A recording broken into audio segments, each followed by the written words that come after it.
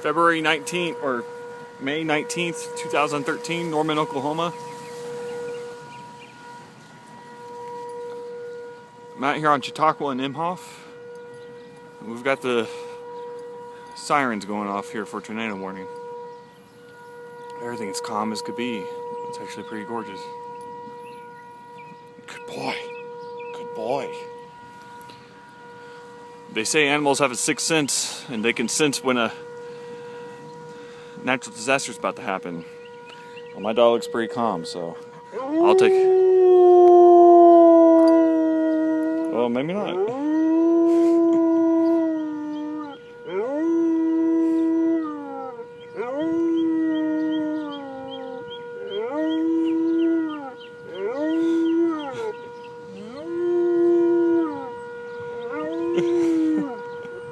Good boy.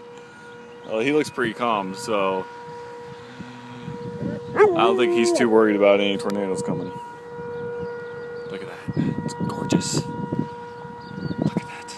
It's beautiful. Look at the awesome power.